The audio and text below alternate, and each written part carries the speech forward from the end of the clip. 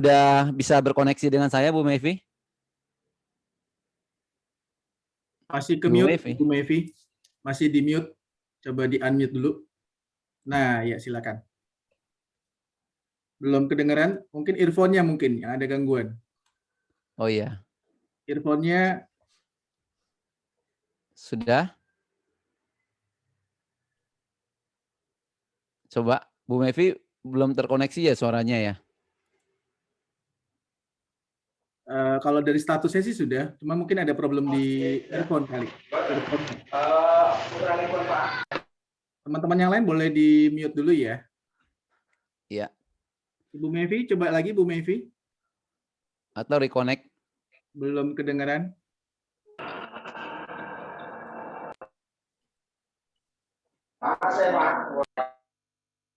Ibu Mevi.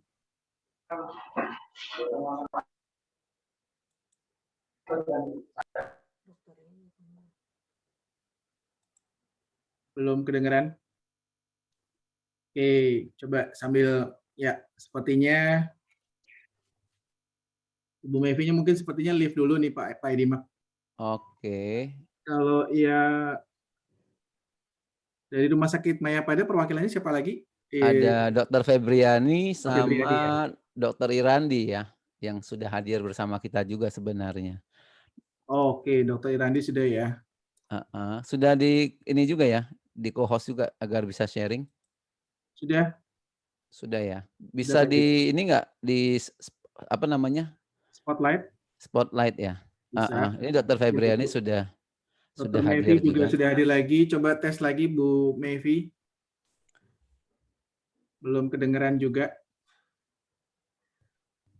Kendala di earphone-nya kah? Coba kalau nggak pakai earphone apakah bisa? Ayo. Sama ini ya. Sama angkatan darat ya gitu. Kapten habis kapten ayo. Ini siapa nih yang bicara? Oh, Pak Isi. Atau mungkin coba saya langsung ini ya. Saya langsung yang take over dulu sementara ya. Ini Dr. Irandi atau Ibu dokter yang duluan ya akan sharing.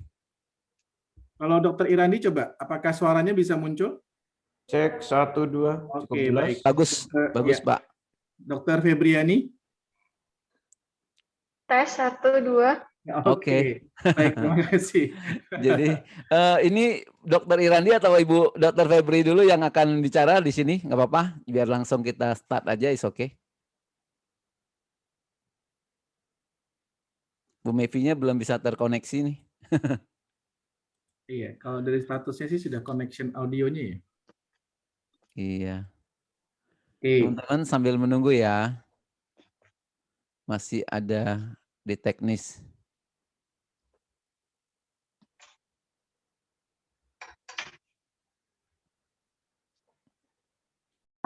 Selamat pagi. Ya. Iya, sebelumnya saya mengucapkan terima kasih kepada Bapak Ibu semuanya untuk waktunya, rekan-rekan agent dari Safety Slide. Hari ini kita dari Rumah Sakit Mayapada Kuningan ingin sharing sedikit tentang kesehatan ya, lebih ke penanganan pasca COVID gitu. Dan apa sih yang harus dilakukan setelah kita negatif dari COVID ya, Bapak Ibu. Nah, mungkin untuk yang pembicara pertama akan dibawakan oleh Dr. Irandi. Untuk waktunya saya persilakan Dr. Irandi. Dr. Irandi dulu ya. Baik, selamat sore untuk semua hadirin. Perkenalkan saya Dr. Irandi, spesialis paru konsultan, mewakili Rumah Sakit Mayapada Hospital Kuningan atau HMKN. Kita langsung aja izin untuk share screen saya. Baik, sudah terlihat di sini? On the way, Dok. Ya, udah. Ya, oke, kita mulai. Jadi saya diminta oleh panitia untuk membawakan mengenai dampak jangka panjang COVID atau istilahnya yang dikenal sebagai long COVID-19.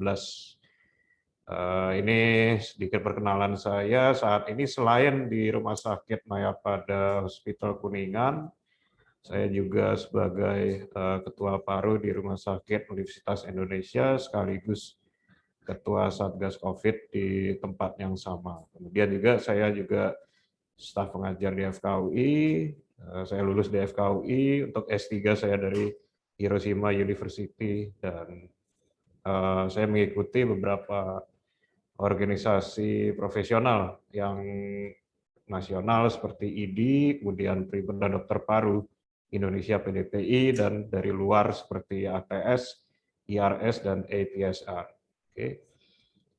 Secara garis besar saya akan menyajikan di sini apa itu yang dimaksud dengan long COVID, kemudian bagaimana bisa terjadi, bagaimana gejalanya, kemudian gambaran di Indonesia bagaimana, dan sedikit sepintas yang lebih lengkapnya nanti akan dibawakan presentasi berikutnya mengenai penanganan long COVID-19. Jadi long COVID-19 untuk pengertiannya masih tidak ada seragam ya.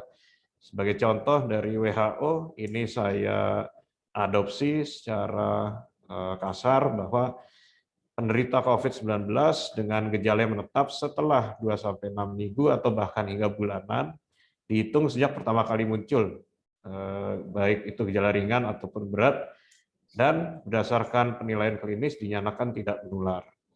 Kalau lihat-lihat mungkin di medsos atau di link berita, ini istilah yang lain-lain seperti long haul, long term, post-COVID syndrome, dan sebagainya. Kemudian dari Perhimpunan Dokter Paru Indonesia sendiri sudah memberikan batasan, yaitu pasien dengan gejala atau gangguan paru dan pernapasan yang menetap lebih dari 4 minggu sejak awal gejala COVID-19. Jadi lebih kurang mirip dengan yang pengertian yang disampaikan oleh WHO. Untuk pengertian ini dan lengkapnya bisa dilihat di website kami, yang linknya ada di bawah. Mungkin nanti oleh panitia akan disebar PowerPoint juga bila diperlukan. Ya. Secara umum, bagaimana bisa terjadi long COVID? Berdasarkan penelitian-penelitian yang sudah ada, jadi kita bisa menyimpulkan ada faktor risiko yang ternyata kuat berhubungan dengan terjadi long COVID. Bisa lihat di gambar sebelah kiri ya, di sini terdapat misalnya banyak gejala yang timbul pada saat awal. Kemudian ternyata untuk jenis kelamin perempuan lebih tinggi risiko menderita long COVID. Kemudian hasil lab seperti D-dimer, CRP, dan limfosit juga berpengaruh. Kemudian untuk faktor risiko yang buktinya lemah ya, jadi belum konsisten seperti banyak penyakit penyerta atau komorbiditas. Usia tua, ada gangguan kejiwaan, dan lagi-lagi hasil lab seperti tercantum di slide ini. Nah, kemudian ada juga yang sifatnya masih lemah sekali ya, masih belum ada hasil yang saklek. Untuk yang riwayat karantina mandiri 10-35%-nya ternyata menderita long COVID dan perawatan di rumah sakit hingga 80%. Mungkin itu lebih menggambarkan bahwa yang karantina mandiri itu gejala ringan, sementara yang dirawat biasanya gejala berat hingga kritis.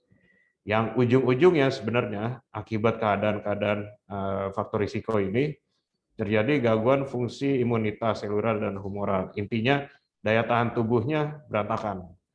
Sebenarnya dalam tubuh itu selalu ada imbang antara respon radang dengan anti radang. Di sini saya gambarkan seperti timbangan. Jadi ketika terjadi respon radang yang berlebih tapi tidak diadu dengan respon anti radangnya, akibatnya menjadi lebih radang sehingga terjadi long COVID dengan kejadian 13-87%. Gambaran ini saya ingin menyatakan bahwa ini adalah gejala-gejala yang bisa muncul pada keadaan long COVID. Jadi bisa kita lihat di sebelah kanan. Di sini ada panas, saya kelihatan ya? Kelihatan ya. Oke. Ya, kelihatan. Jadi gejalanya dulu kita lihat seperti fatigue atau lemah. Kemudian lemah otot juga, kemudian nyeri sendi. Kemudian di sini juga ada batuk, sesak, dan kadang butuh pemberian oksigen seperti yang dipakai alat tabung oksigen ya. Kemudian di sini juga ada gangguan fungsi otak dan sistem saraf seperti gangguan tidur, depresi, dan sakit kepala sebagainya. Kemudian untuk jantung, rasa berdebar, kemudian nyeri dada, dari organ pembuluh darah pun bisa terjadi penggumpalan. Dan untuk di ginjal, ada masalah ginjal, dan beberapa mungkin mengalami rontok rambut. Nah, kejadian-kejadian ini biasanya tadi sesuai yang saya sampaikan di depan, mulai dari pekan-pekan 2, 4, dan ke atas. Pada saat itu, secara teori, virusnya sudah menurun setelah memuncak terutama di pekan-pekan pertama. Walaupun mungkin dari hasil swab masih positif, kalau di swab dari hidung itu masih bisa bertahan mungkin setelah minggu keempat, walaupun sebenarnya dia sudah negatif atau tidak menular lagi. Nah, itu pertanyaan itu secara global masih belum bisa kita jawab. Kapan seseorang yang positif masih sebenarnya menular, atau sebaliknya, kapan orang yang sebenarnya negatif ternyata menular. Itu mungkin di sesi berikutnya kita akan bahas, tidak untuk di sesi ini. Oke. Bagaimana kondisi di Indonesia? Jadi penelitian saya bersama dengan tim Perhimpunan Dokter Paru Indonesia yang sedang dipublikasi, ternyata long COVID ini dari 419 orang yang pernah terkena COVID, 61,8%. Yang gejala umumnya terjadi selama sebulan, atau juga sebagian kecilnya lagi 1 bulan sampai 6 bulan, dan sebagian kecil sekali lebih dari 6 bulan. Dan yang kami temukan di sini yang warna merah ya. Jadi di sini nomor 1 ternyata rasa lemah, rasa lelah.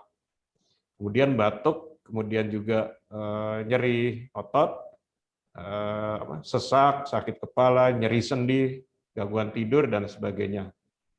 Jadi untuk itu kita kadang perlu melakukan monitor setelah kita sembuh dari COVID, baik itu terutama ya sudah negatif, ternyata masih ada gejala, jadi sarannya tetap berkonsultasi ke dokter.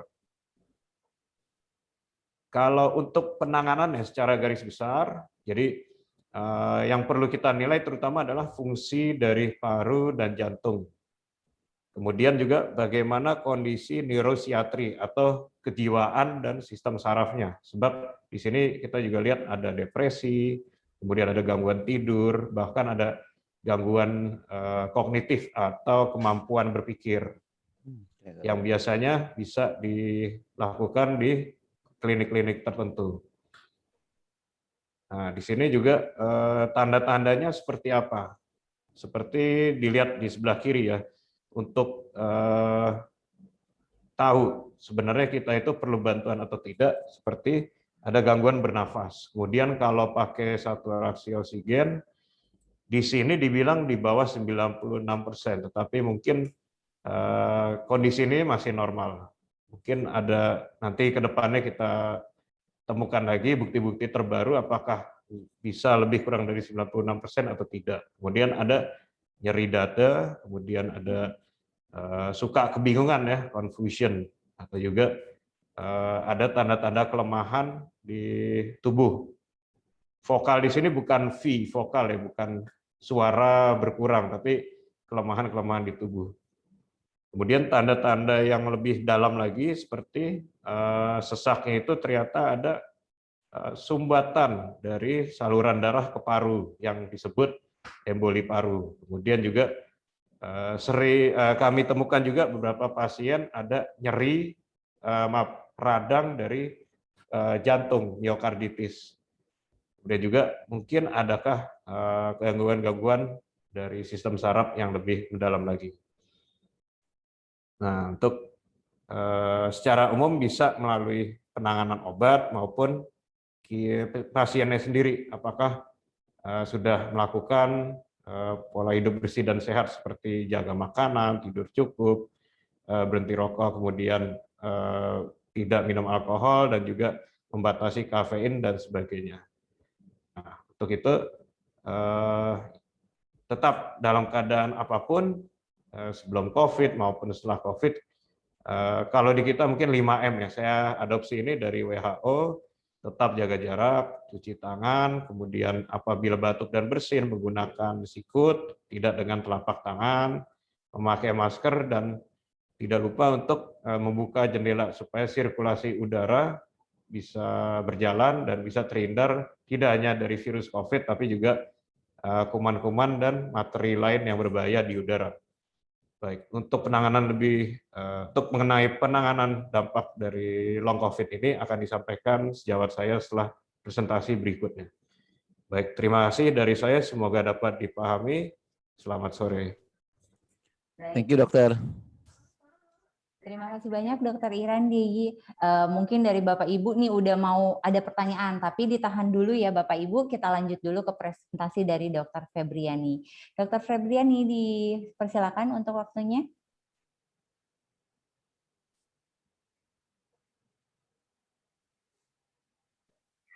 Oke, halo selamat sore. Selamat sore, Sore. dokter. Ya, suara saya kedengaran ya? Kedengaran.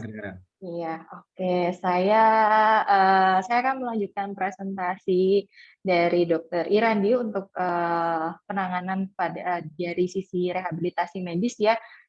Izinkan saya untuk share screen. Oke.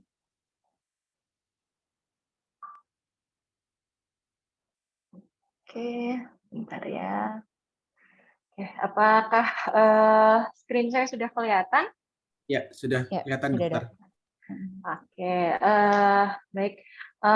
Kali ini saya akan membawakan presentasi mengenai peranan rehabilitasi medis pada long COVID-19 ya. Seperti tadi yang sudah dijelaskan oleh Dr. Irandi bahwa tadi banyak sekali ya dok ya, masih 61,8% itu yang dinyatakan sembuh, ternyata juga masih mengalami gejala-gejala long COVID. Oke, saya mulai dari perkenalan diri dulu. Saya Dr. Febriani Valentina, spesialis kedokteran fisik dan rehabilitasi medis. Selain di Mayapada Hospital Kuningan, saat ini saya juga berpraktik di RSUD Ciawi. Oke, saya lanjut saja ya, langsung untuk pertama yang saya akan bahas di sini adalah peranan rehabilitasi medis pada long COVID-19. Tadi sudah dijelaskan juga oleh Dr. Irandi bahwa pasien yang mengalami infeksi COVID-19 itu cukup banyak yang mengalami kondisi long COVID yang tadi gejalanya juga cukup banyak, mulai dari fatigue, kemudian masih ada pasien yang mengalami nafas yang berat dan lain sebagainya. Kondisi ini tentunya akan menghambat pasien untuk kembali ke pekerjaannya atau bahkan menghambat melakukan aktivitas sehari-hari pasien. Sehingga pada akhirnya ini akan menyebabkan kualitas hidup pasien itu berkurang atau menurun. Nah, program rehabilitasi medis di sini itu dia akan membantu mempercepat proses penyembuhan pasca COVID dan juga akan membantu mengembalikan atau mengembalikan fungsi kondisi pasien pada kondisi sebelum sakit atau paling tidak mendekati lah ke kondisi yang sebelum sakit. Dan juga membantu peningkatan kualitas hidup pasien-pasien dari COVID-19 ini.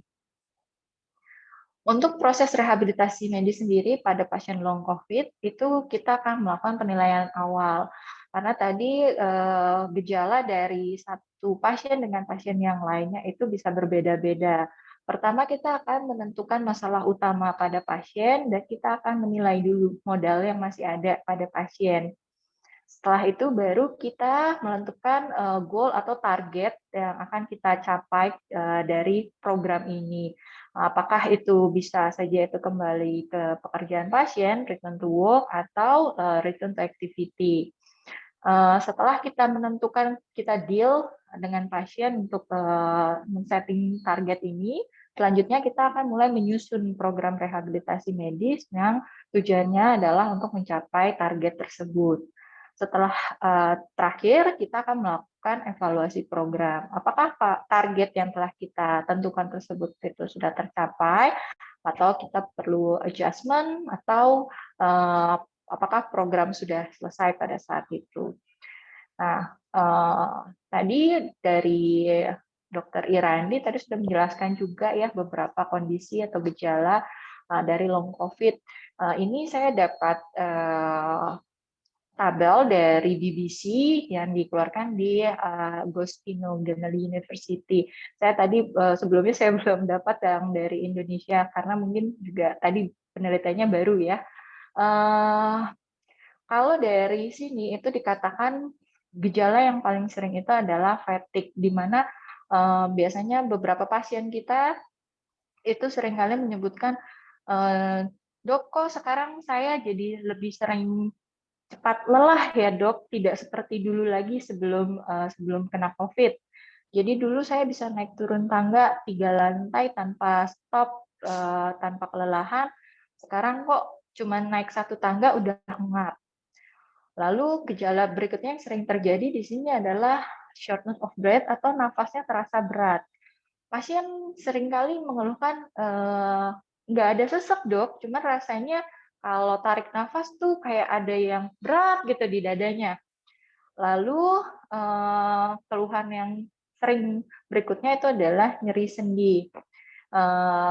Ada pasien itu yang setelah post COVID justru malah mengalami nyeri-nyeri sendi di banyak, bisa di lutut, di bahu, di pinggang dan lain sebagainya. Dan ternyata ini berkaitan dengan si post COVID-nya itu dari long COVID.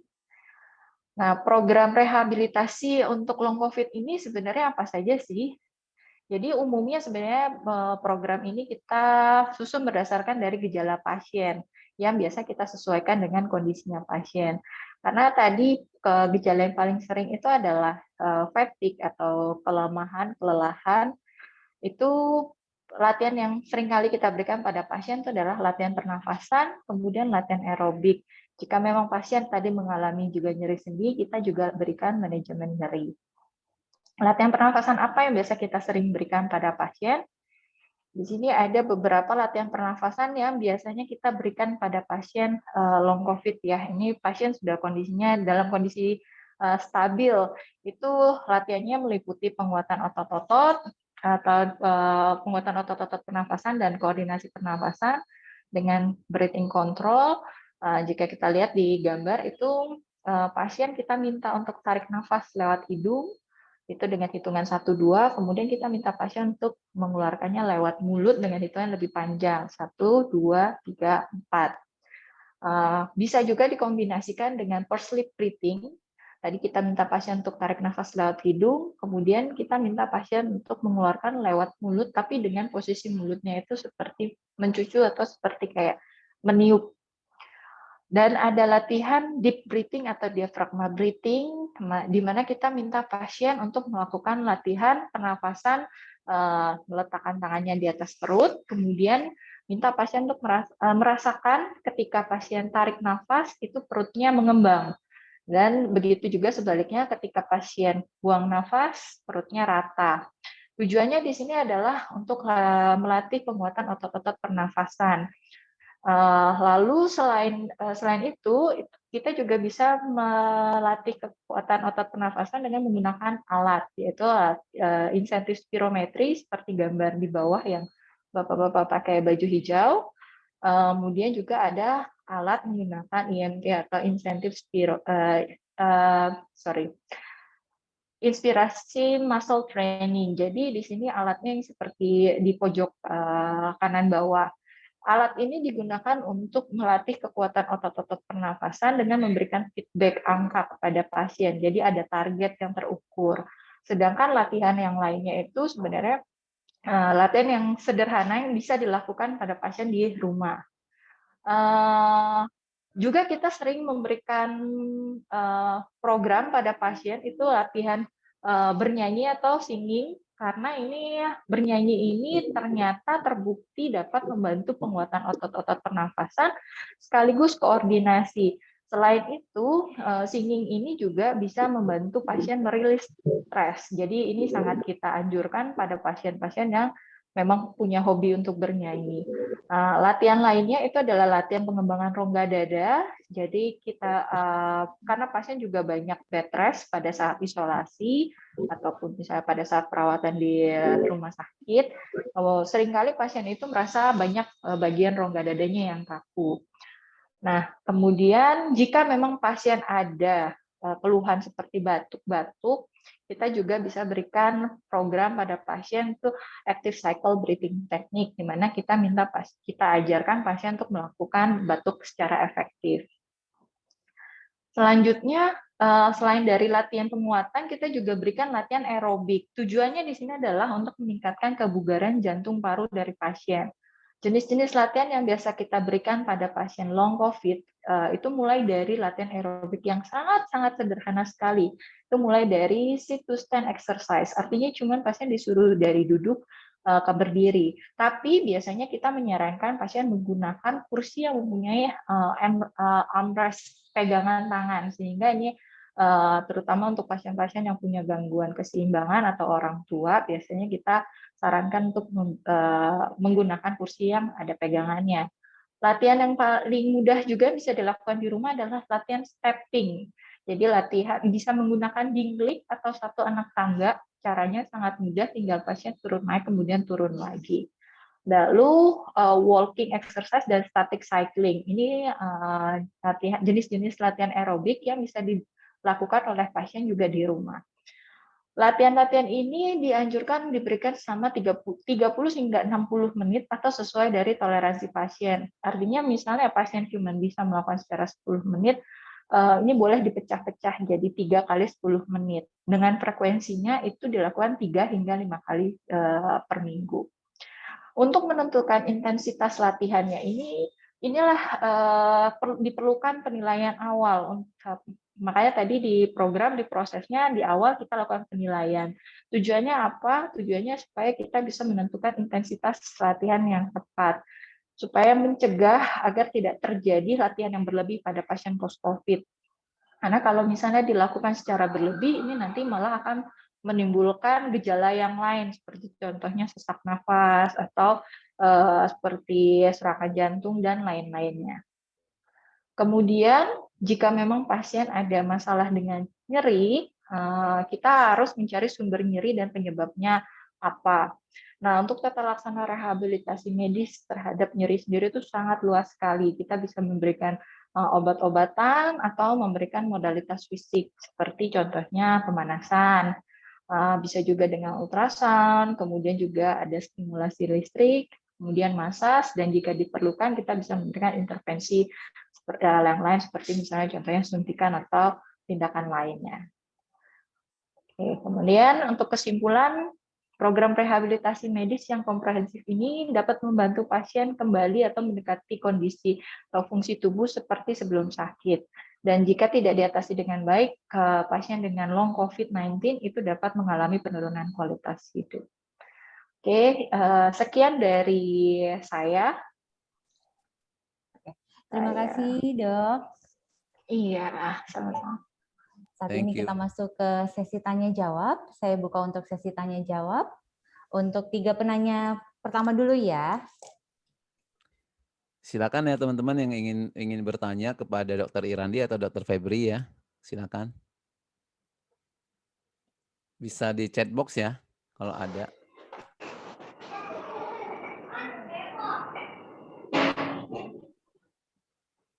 Oke. Kayaknya nggak ada pertanyaan nih, cukup jelas ya. Jadi udah pada ngerti Udah pada semuanya ngerti nih. ya.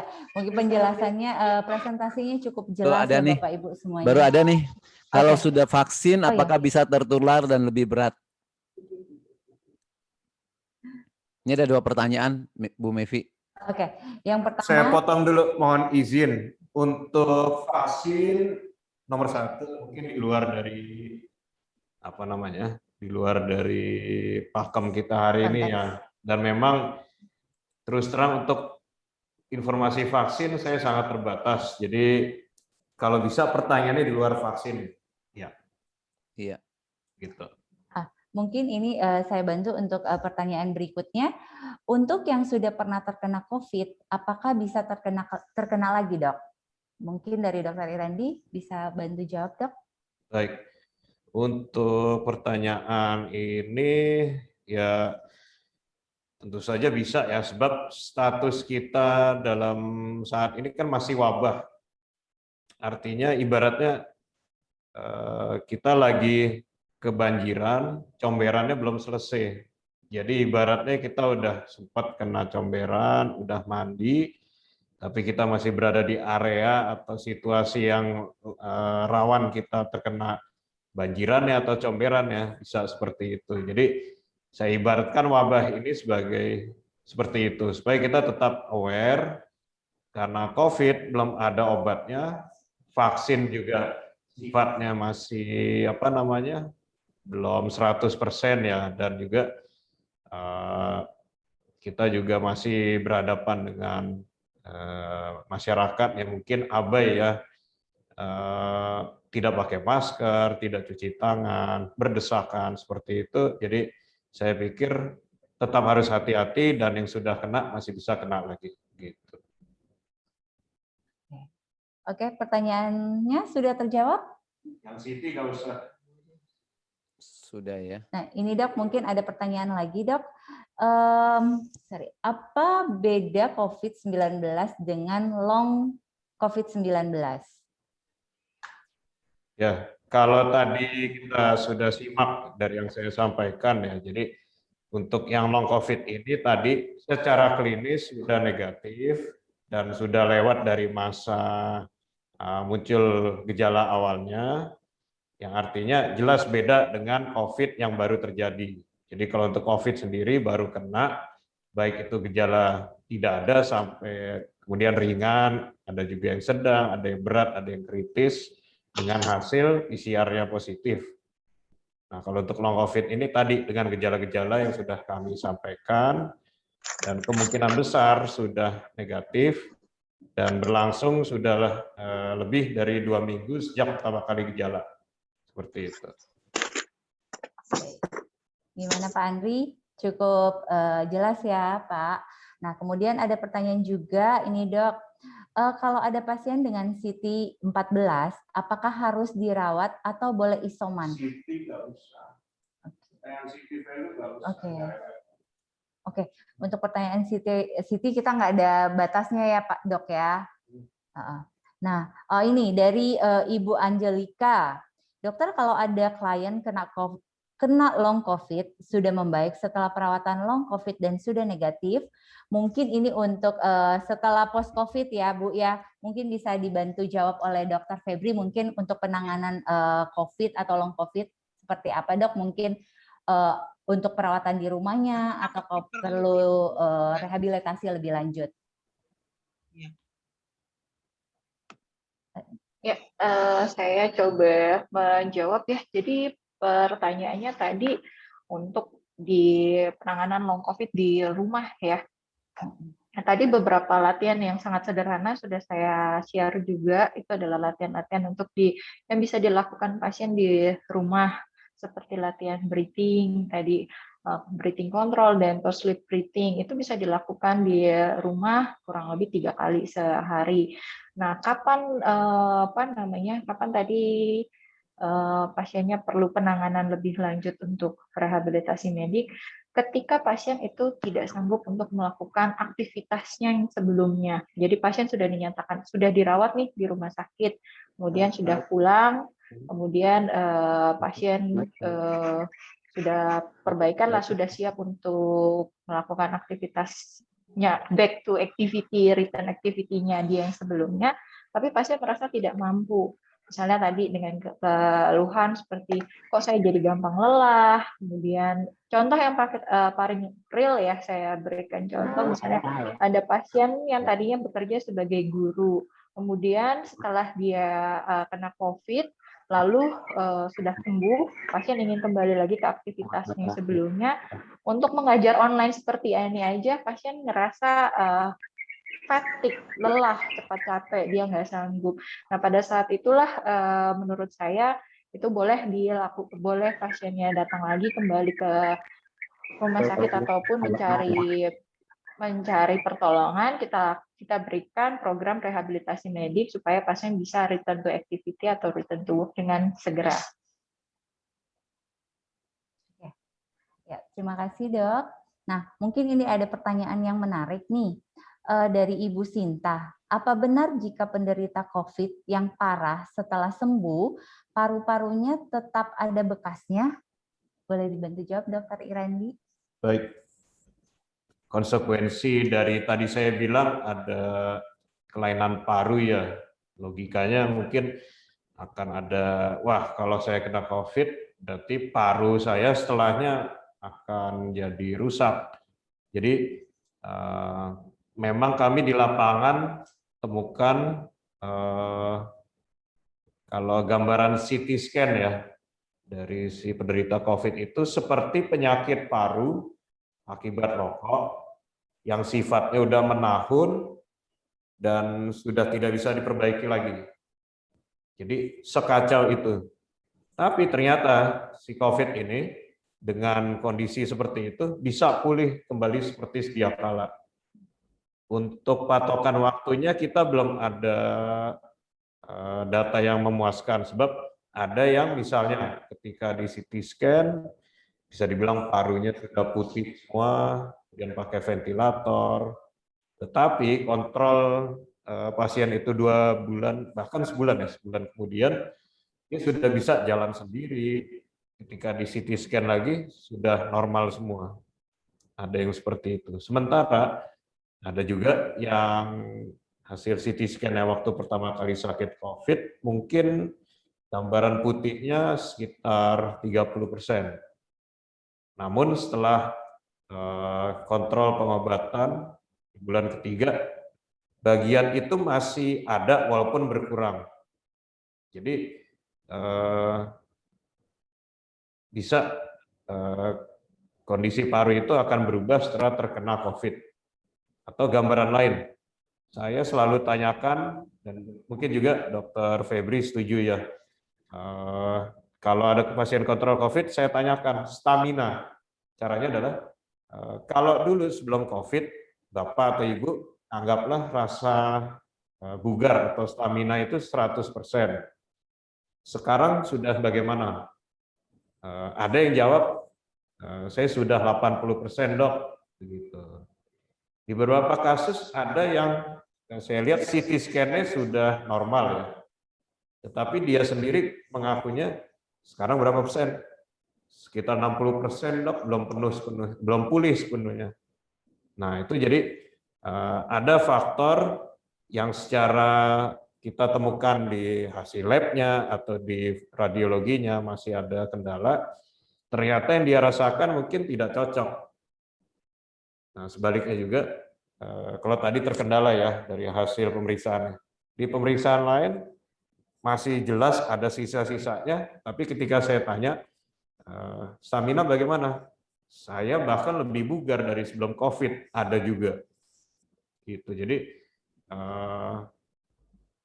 pattern-nya atau pola orang-orang yang sempat terkena COVID, kemudian kita tindak lanjut pun masih belum ada yang saklek, ada yang standar. Jadi sebaik-baiknya saya pikir, sebaiknya kita periksa lagi ke dokter. Jadi selain mengkonfirmasi gejala, dan juga kita periksa seperti yang tadi disebutkan oleh Dr. Febri. Gitu. Baik, terima kasih Dr. Irandi. Mungkin ini ada satu pertanyaan lagi ya, pertanyaan terakhir. Jika PCR positif, bagaimana caranya agar tidak kena long COVID setelah PCR negatif? Baik. Tadi dari salah satu slide, saya bilang dari belasan sampai 87% ya, penderita yang pernah COVID positif, kemudian ternyata setelah negatif pun masih ada bergejala.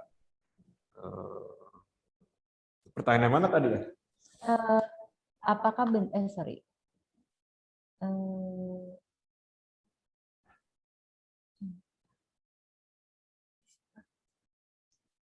Dari Ibu Angelika ya?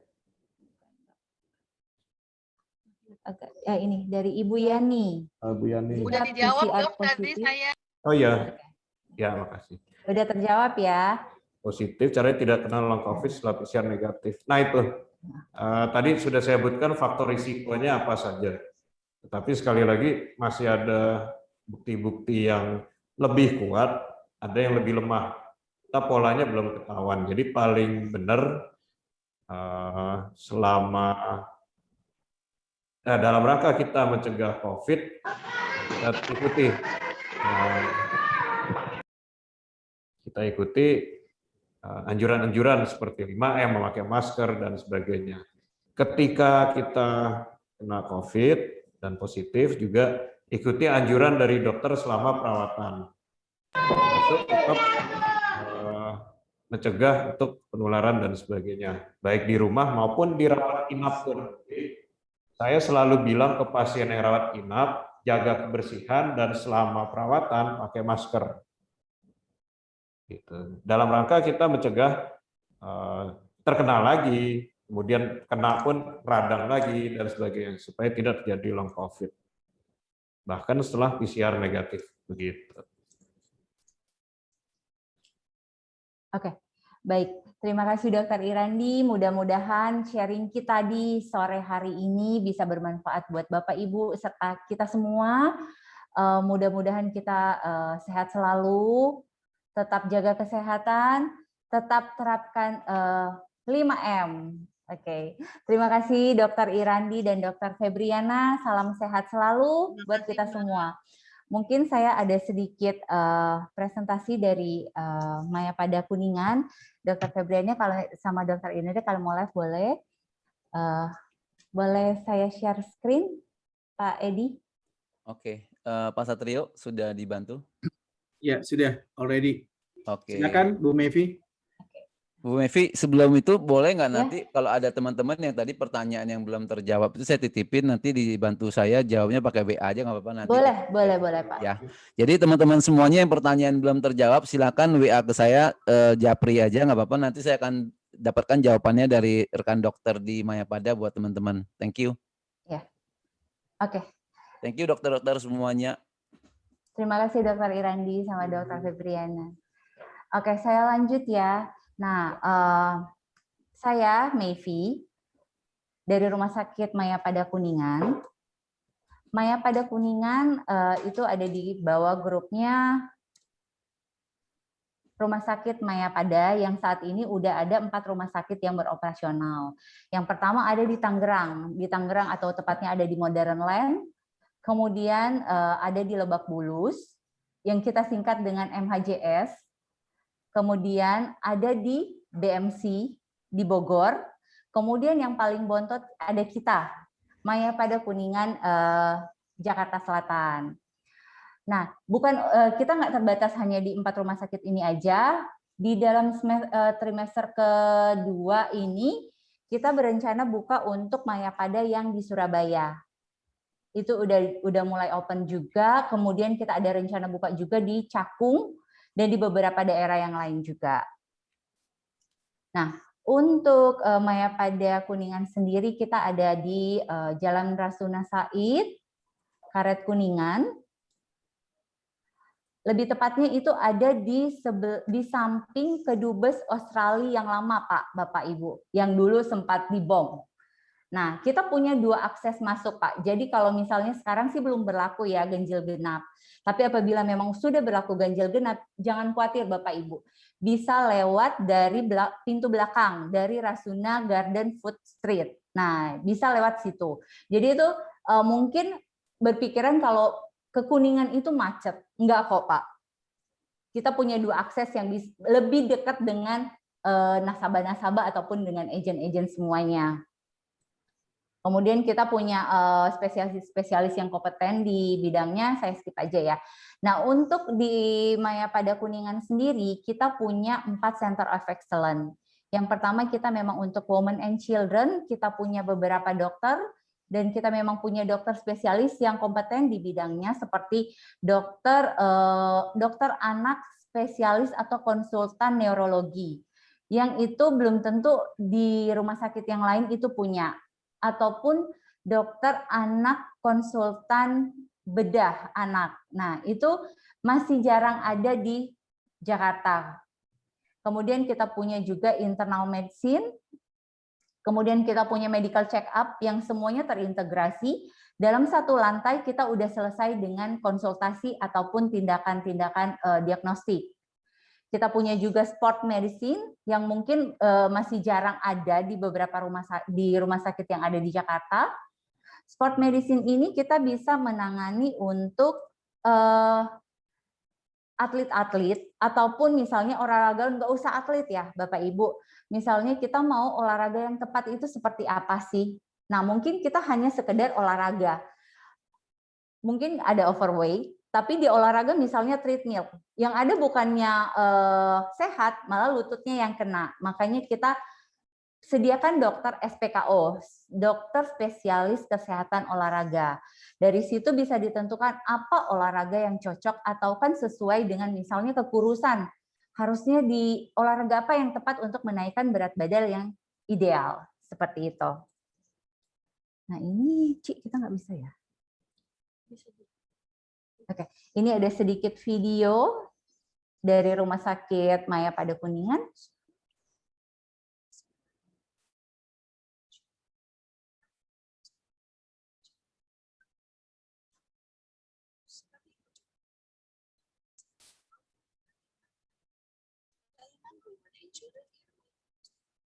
Suaranya belum muncul, Bu Mevi. Mungkin bisa computer sound dulu. Diklik di bagian kanan, more, terus ada computer sound. Coba. Oke, baik Pak. Oke. Ada diklik di kanan atas, ada more. Dan layanan anak. Ya. Udah belum ya Pak? Ya, sudah. Kami melayani pemeriksaan untuk gangguan-gangguan organ intim kewanitaan, mulai dari kista, miom, endometriosis, dan penyakit-penyakit kewanitaan lainnya. Perawatan kebidanan meliputi manajemen kehamilan yang baik, diagnosa, hingga pengobatan prenatal. Dibantu tenaga medis kami yang hangat, ramah, berpengalaman, kami siap membuat Anda merasa nyaman dalam setiap kunjungan. Sebagai seorang wanita, kami ingin Anda merasa mempunyai wewenang untuk diri Anda, yakin, percaya diri, dan nyaman dalam setiap langkah Anda. Dimulai dari proses kehamilan hingga melahirkan, pusat layanan terpadu kami siap menemani perjalanan Anda. Membangun keluarga impian yang dimulai dari saat buah hati Anda lahir hingga mulai beranjak dewasa. Kami paham anak sangat berharga bagi Anda. Maya pada Hospital memberikan pelayanan yang komprehensif bagi anak Anda. Layanan kesehatan unggulan anak meliputi pemeriksaan kesehatan dan tumbuh kembang anak. Pusat konsultasi anak yang didukung oleh para dokter subspesialis yang ahli di bidangnya, seperti bedah anak, saraf anak, ortopedi anak, dan mata anak, imunisasi, dan vaksin. Retina kamera untuk mendapatkan gambaran dan rekaman kondisi retina dan mata bagian depan pada anak prematur. Pengobatan gangguan metabolik anak. Kesehatan gigi anak. Alergi dan respirologi pada anak. Layanan unggulan anak juga dilengkapi berbagai fasilitas penunjang seperti 4 ruang pemeriksaan anak, 4 buah bed di ruang pediatric intensive care unit, 2 buah bed di ruang neonatal intensive care unit, 2 buah bed di ruang perina.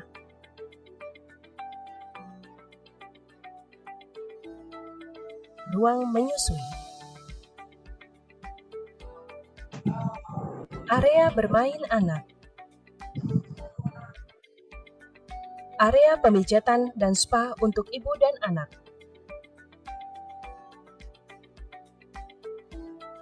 Tim tenaga medis kami terdiri dari dokter spesialis anak yang berpengalaman di bidangnya, yang siap merawat dan melayani kesehatan anak Anda dengan baik.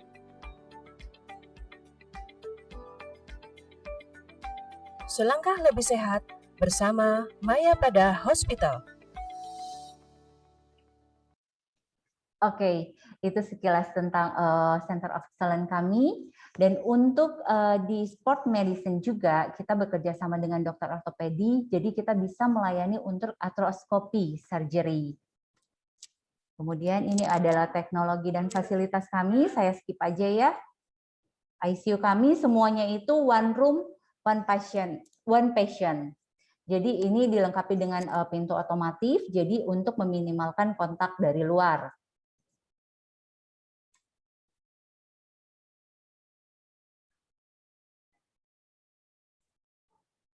Ya, oke. Oke. Nah, ini untuk kamar perawatan kami.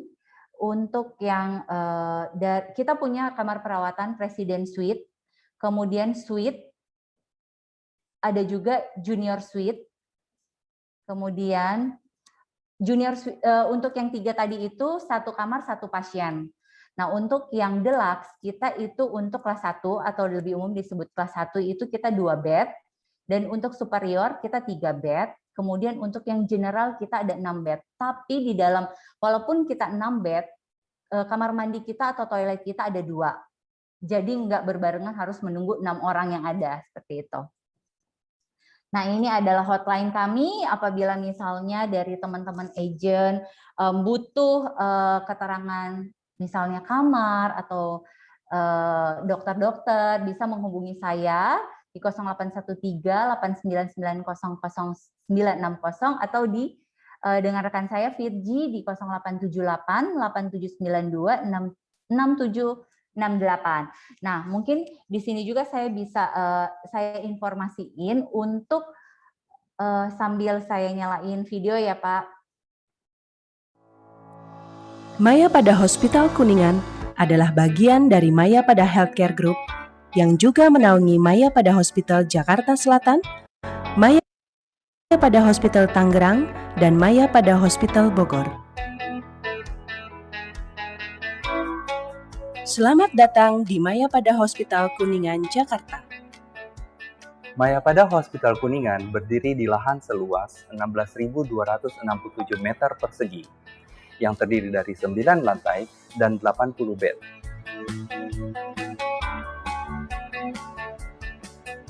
Kami menawarkan sejumlah layanan kesehatan unggulan seperti Pusat Kesehatan Anak Terpadu, Kebidanan dan Penyakit Kandungan, One-Stop Service Medical Check-up, spesialis dan subspesialis penyakit dalam, kedokteran olahraga, dan rehabilitasi medis. Layanan kesehatan unggulan anak. Menjaga kesehatan anak adalah kewajiban Anda sebagai orang tua. Di Maya Pada Hospital Kuningan, kami menawarkan beragam layanan kesehatan untuk membantu tumbuh kembang anak secara optimal. Layanan kesehatan kandungan dan kebidanan. Untuk kaum wanita, kami menyediakan berbagai layanan kebidanan dan kandungan, meliputi perawatan, diagnosa, dan pengobatan. Kami ingin Anda merasa mempunyai wewenang untuk diri Anda, yakni percaya diri dan nyaman dalam setiap... Oke, maaf. Halo, maaf. Ya. Ini kita skip aja ya, Pak. Nah, mungkin saya mau infoin aja untuk benefit yang bisa kita berikan dari Maya Pada Kuningan kepada nasabah maupun agennya. Untuk nasabah, kita bisa untuk upgrade kelas. Jadi misalnya nasabah itu benefitnya hanya untuk di kelas 2 misalnya nih. Kita bisa taruh di kelas 1. Begitu juga dengan seterusnya dan kita bisa sampai ke ruangan suite. Nah, di beberapa rumah sakit memang saya tahu ada juga yang menawarkan seperti itu. Tapi di Maya Pada Kuningan kita menawarkan sampai ke kelas yang suite atau VVIP gitu. Jadi kalau nasabah-nasabah misalnya udah ambil yang kelas VIP, kita bisa upgrade lagi sampai ke VVIP. Gitu. Dan fasilitas kita ini memang semuanya karena kita memang rumah sakit baru. Makanya untuk fasilitas semuanya kita semuanya baru. Dan di kita juga memang menerima COVID, tapi karena rumah sakit kita dibangun pada eranya pandemi, jadi kita memang udah set dalam satu gedung itu, kita punya lantai tersendiri untuk COVID. Jadi jangan khawatir Bapak Ibu semua kalau misalnya mau ngirim nasabahnya ke Maya Pada Kuningan, takut ketularan dengan COVID, enggak. Kita semua untuk sistem udara, semuanya kita udah perhitungkan karena memang gedung kita dibangun pada saat pandemik. Jadi untuk satu lantai di lantai 8 itu khusus untuk pasien COVID. Nah, namun untuk pasien COVID, kita sih saat ini belum tersedia untuk upgrade kelas. Untuk upgrade kelas itu baru untuk yang pasien-pasien non-COVID, karena memang untuk COVID, keterbatasan kamar yang menjadi kendala kami. Seperti itu Bapak Ibu. Nah, kemudian untuk benefit-benefit juga untuk agent, nanti mungkin saya bisa kontak secara personal mungkin ya Pak Edi ya. Ya. Nah, seperti itu sih yang bisa kami infokan kepada Bapak Ibu semuanya. Mungkin kalau ada pertanyaan bisa ditanyakan ke kami. Oke, Mevi, saya mau make Iya. sure aja. Kan ini teman-teman kita sudah sampaikan bahwa Mayapada kan memang bekerja sama dengan kita ya. Iya, betul Grupnya Pak. kita. Jadi teman-teman semuanya kita dapat yang namanya tadi ekstra benefitnya adalah kita bisa dapat upgrade room. Tinggal nanti infokan aja. Kalau saran saya biar nanti lebih gampang ya. Teman-teman juga kalau mau misalnya perlu bantuan jangan sungkan juga untuk kontak-kontak ke Mevi atau kepada saya juga Betul. bisa. Yang pastinya tadi mau nanya dulu Mevi, itu kalau untuk VIP room itu di sana itu standarnya yang mana ya? Junior suite ya? Junior suite. Iya. Jadi kalau untuk junior suite itu setara dengan VIP room ya. Jadi kalau Betul. misalnya sudah, kita kan banyak klien yang memang rata-rata sudah standarnya VIP room ya. Jadi kalau VIP room berarti langsung kita dapat opsinya ke suite room. Gitu ya. Betul, betul. Betul banget, Pak. Mau tahu untuk suite roomnya kita ada berapa ya di situ ya? Untuk suite kita di sini untuk yang non-COVID kita ada 2. Ada 2 ya. Untuk Jadi saat ini sih masih 2 memang. oke, kalau Nanti kita misalnya bisa bantu untuk setting kamar, Pak. begitu ya. Jadi karena kita kan hitungannya saya bilang ke tim kami di sini, ini teman kami, jadi nanti tim kami di sini bisa bantu untuk setting kamarnya, gitu Pak. Setting kamar itu jadi misalnya kamarnya fasilitasnya untuk 2 orang, nanti kasurnya akan dikeluarkan 1, lalu fasilitas-fasilitas lainnya seperti televisi, sofa, lalu kulkas itu nanti fasilitas-fasilitas untuk kamar VIP nanti bisa dipindahkan ke kamar tersebut. Ya, enggak, maksudnya paham. Kalau yang sudah VIP maksud saya. Kalau yang misalnya 2 ke 1 kan kita bisa paham nih. Tapi kalau yang sudah VIP, berarti kan kamar yang tersedia kan cuma 2 ya. Tapi nggak apa-apa sih, yang nggak apa. Iya, bisa dibantu untuk setting juga. Selama tempat untuk setting itu tersedia seperti itu. Bedanya apa junior suite dengan suite? Kalau seperti yang foto tadi, saya tampilin foto ya Pak ya. Iya. Sorry, mohon maaf. Ya, ternyata ada di handphone. Fridi bisa tampilin nggak? Suaranya ini gema, Mevi. Oh, sorry.